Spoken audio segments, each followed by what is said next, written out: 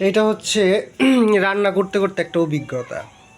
কীরকম অভিজ্ঞতা দেখো, গ্যাস বাঁচানোর ব্যাপারটা যেটা, ঠিক আছে, আমি রাতে ভাত খাবো, ভাত রান্না করছি, তো এটার মধ্যে ভাত হচ্ছে, দেখাচ্ছি।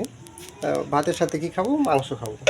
রাতে ফ্রিজে ছিল, মাংসটাও গরম করার জন্যই ভাতের উপরেই আমি মাংসটা দিয়ে দিয়েছি, ঠিক আছে, মানে মাংস তো সরি, এটার নিচে আবার ইয়ে রয়েছে, এটা যথেষ্ট পরিমাণ গরম হয়ে গেছে। এটা হচ্ছে মাছ, মাছটাও গরম হচ্ছে অল্প অল্প করে, এই ভাপেই ভাত হচ্ছে তলায় গ্যাসে, আবার একসাথে মানে ভাত হতে হতে মাংসটাও হয়ে যাবে গরম, যদিও যথেষ্ট পরিমাণ গরম হয়ে গেছে, ব্যাস।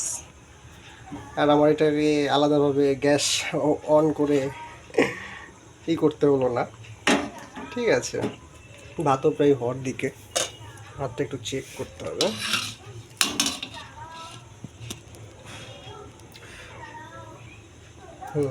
ভাত প্রায় হয়ে আসার দিকে।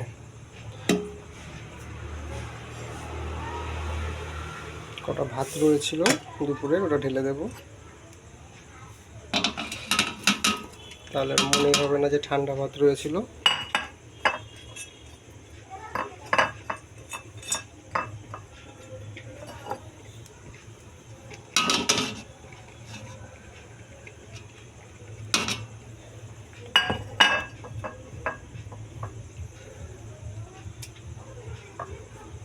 আর মিনিট 4-5 লাগবে, ততক্ষণ মাংসটা গরম হোক।